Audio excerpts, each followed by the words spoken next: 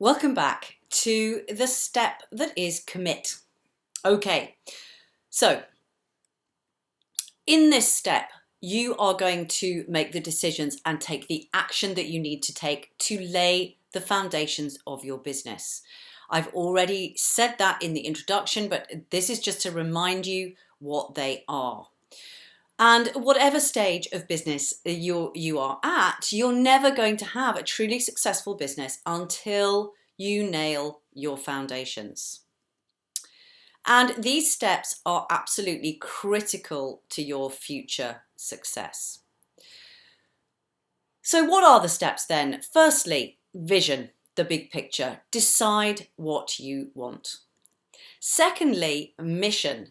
Connect with why you want it so that you stay motivated. And niche. Decide on your specialism and avoid the mistake that most therapists make. Fourthly, the client. So this is where we get to know your ideal client even better than they know themselves. Fifthly, you get to write your story, standing out from the crowd of all the other therapists and attract those potential clients with the oldest and best form of communication. And don't worry if you think, oh my goodness, I don't know how to do that kind of thing. Nor does anyone. We're going to give you everything you need to do that. And finally, the foundation of message. You're going to learn how to articulate what you do and who you serve with confidence. So let's get cracking on the first module, which is vision. But before we do that, a word of warning. That's very stern of me, isn't it? Do not skip this bit. I know that a lot of this will be familiar. Some of it will be, particularly the first module, which is vision. But you must not skip it. And you know why, don't you? Because like all things, if you don't put your foundations in place, your building can crumble. So please, please, please do these exercises if you want to then move on to the build phase with really secure grounding. So, vision.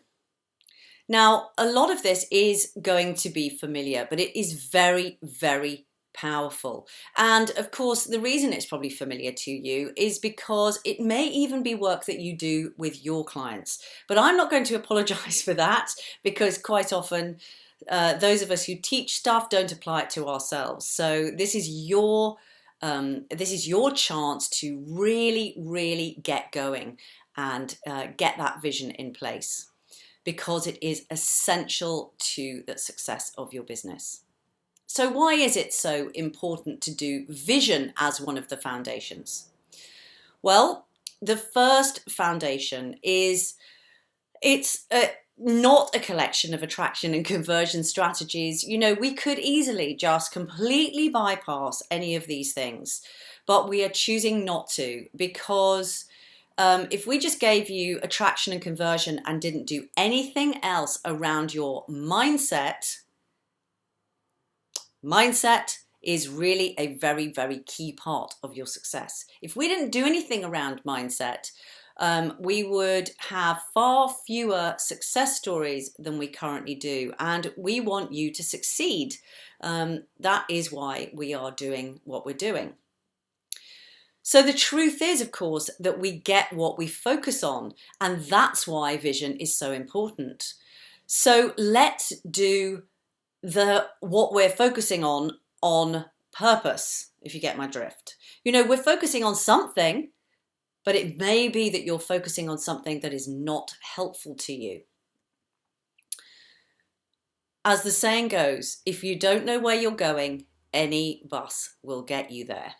So we're not going to be on any bus, are we, folks? Okay, so where are you currently putting your focus, I wonder? Are you focusing on what you do want, or are you focusing on what you don't have? Now just take a little moment to think about that.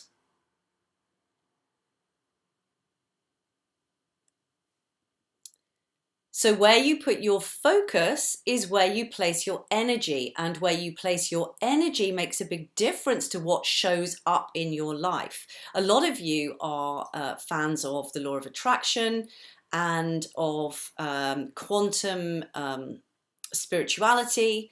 And of course, we know that there is definitely truth in what we focus on appears in our life. We also have to take the action, but it is very much one of the key building blocks that we have to put in place.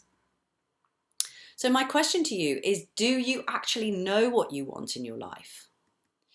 Do you know when you will actually be satisfied with your income? You know, lots of people, they have a sort of vague idea about what they want in their life, but then they don't know when to stop or when to celebrate because they don't know when enough is enough, or when they've hit their target because they didn't really have a target in the first place.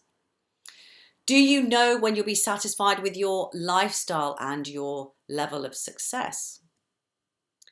So if we don't have a strong vision, it's very easy to get derailed, even by well-meaning loved ones. I'm sure that you have had in your life, when you say, oh, I'm going to go and do this, I'm going to train to be a therapist, you know, it may be that even the people who love you the most, and they will have done it out of the intention that comes from a place of love, might have questioned you, or made you think that it wasn't such a good idea.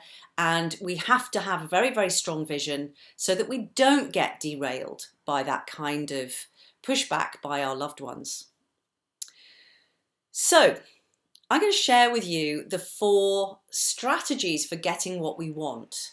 And these are strategies that are used by very successful people. And when I've gone through these strategies, I'm then going to invite you to do this for yourself, and I will take you through an exercise where you will get to do this. So firstly, successful people think about what they do want, not what they don't want. Secondly, they mentally rehearse having it already. And I'm going to go through these in more detail, one by one anyway. Thirdly, they think about the consequences of getting this thing. Sometimes consequences of getting what you want are positive, hopefully they are, and sometimes they're negative. And sometimes they can be negative to not only yourself, but to those around you. And fourthly, we need to make sure that you can take action towards this outcome yourself. So let's go through those in order. Firstly, they think about what you do want, not what you don't want. So I love this quote from Napoleon Hill. Our brains become magnetized with the dominating thoughts which we hold in our minds, and by means with which no man is familiar, these magnets attract to us the forces, the people, the circumstances of life which harmonize with the nature of our dominating thoughts. Now that's a quote from Napoleon Hill, who wrote Think and Grow Rich in the early 20th century. He already knew about quantum stuff without knowing it was quantum. Okay. So the thing is, our minds can't imagine not. So if you are constantly thinking, well, what I want today is to not eat cake, then guess what? Your mind is completely focused on cake, and you will end up eating more cake than if you thought differently. So you might think, well, I don't want to start an argument with anyone. Of course, your focus of attention is on argument. I must be careful not to slip. Will you remember, imagine holding a tray full of glasses and you say that to yourself. Well, in order to even understand that command, you have to imagine yourself slipping so that you know to not do that, thereby making it much more likely that you will slip over. The thing is, we can't not think about what we don't want to think about until we've thought about it first. I love that. We can't not think about what we don't want to think about until we've thought about it first. I apparently have written that twice on the slides. So there we go. There it is again. Okay. So what we need to do instead is think, I will eat healthy foods today. So thereby your focus of attention is on healthy food. I will be polite to everyone I meet. So you think about your behaviors that are polite. I will walk carefully, and so on. And you can see, you can hear what difference that makes in terms of your focus.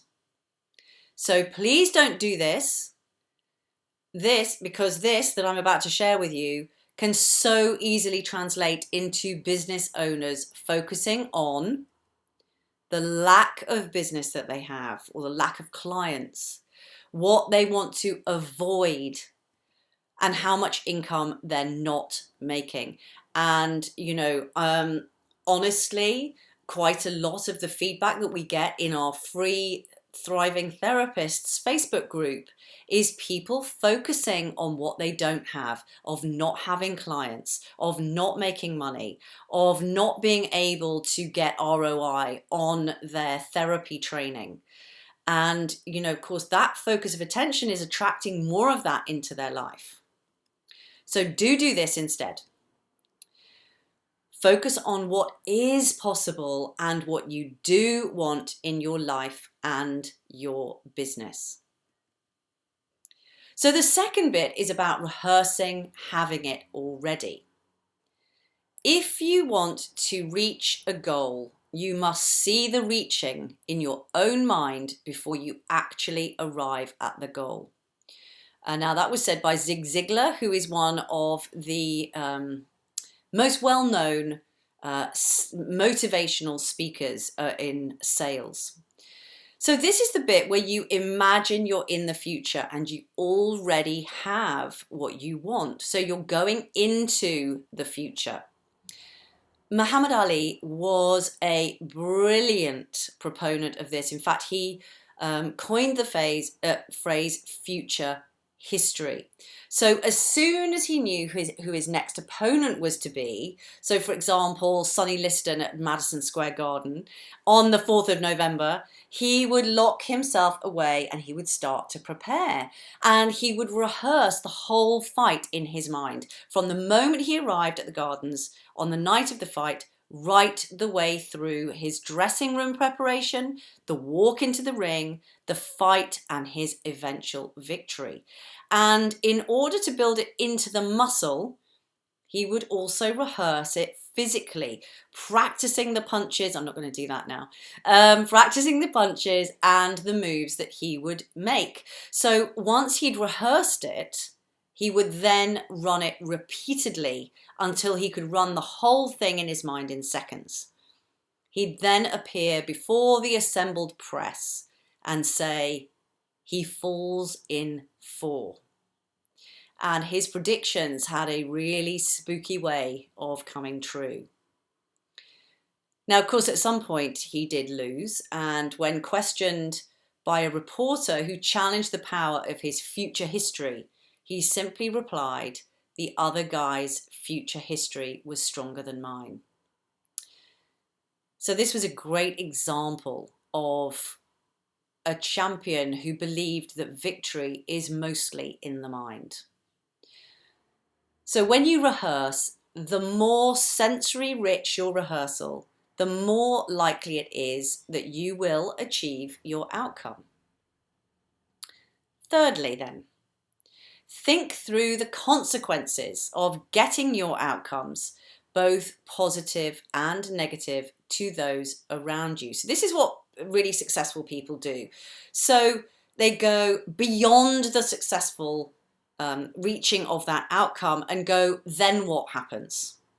So in other words, does your outcome that you say you want, does it fit with you and fit with who you are and what's important to you? It's no good achieving financial expense if it is at the financial success if it's at the expense of your family life, for example. We met somebody recently who was so determined to educate his children privately that it cost him his marriage. which that's not really sensible at all. But he was so determined, he didn't think about what were the consequences of having that outcome and achieving it. So we need to put ourselves even further into the future and ask ourselves, what will happen when I get what I want? Will I lose anything that I have now? How will it impact on those around me? And is it worth it? You're going to get to do all this yourself in a minute, and I'm going to go through the exercise in piece by piece. So the final piece is make sure that you can take action yourself and that someone else is not responsible for taking the action. A lot of people state outcomes that actually depend on somebody else changing their behavior, and we are only responsible for our own behavior. We can't set an outcome for someone else to behave in a certain way and expect it to happen, but I'm sure you know that, being therapists. So let's put this into action. Now it's your turn. I love this quote too from Albert Einstein. Your imagination is your preview of life's coming attractions. So the first part of this exercise, which is in 4 pieces, and they're quite big pieces, each of them. I'm just going to go through each one of them. And the first one is to create a vision board. So we find that the easiest way of making sure that we create a really powerful vision for the future is to do it visually. Our brains love images, as I'm sure you know. It loves colors, loves shapes, and it connects with images in a way that helps it to connect at a very deep level with our goals and the things that we want to achieve. So important to put a visual element in there. And of course, it helps you to connect emotionally to how you'll feel when you have that future life. Because remember, the next stage is to rehearse having it already. So we want to feel really joyful and grateful in the present moment, believing that we have it already. And of course, the more joyful and grateful we are for those things that we put on our vision board, the more likely it is that we will attract those things into our life. So start collecting images, pieces of writing, pictures from magazines. You can just Google stuff on the interweb and print it out. That's how I created most of my vision board, was just to find things that I wanted, pictures of places I wanted to go, any images that reflected my hopes and dreams for the future. Whatever it is, there's no competition, just a compelling picture for you of your future life of financial freedom, if that's what you want. So create your vision board and put it somewhere that you cannot fail to see it every day. The second bit is to rehearse having it already, just like Muhammad Ali. So make your vision board come alive by stepping into that future and acting as if you already have it. So allocate a place on the floor that represents today, just sort of, stand in a spot. Then allocate another place on the floor a few feet away over there that is your future when you have achieved your goals. Now move into that future spot and really associate with the achievement of your goal. So as you describe everything that is happening, use the first person and the present tense and notice how you feel. So you might be saying things like, I have a hugely successful therapy business now and a waiting list of at least 3 months. I have a regular column in Psychologies magazine every month, and I can hear everybody talking about how brilliant I am. You might have something like that. Remember to feel gratitude for these things in your life. Remember that gratitude is it's the highest state of receivership. So it's very important that you practice gratitude and add the present tense statements to your vision board too. So go back to them and, write on it. I love this holiday to Greece or whatever it is. Okay, so the third piece is the consequences. Going beyond the successful completion of that vision, and use these questions to work through the positive and negative, if there are any, consequences, stepping out beyond the successful achievement of your goals and vision, even further into the future so that you stay motivated. And the questions are these. What will happen when I get what I want? Not if, when. And what will happen if I don't get what I want? Those will flush out some of the consequences. So fourthly, and we love this bit, love this bit. This is the take action piece, okay? It's a fantastic way to trick your mind.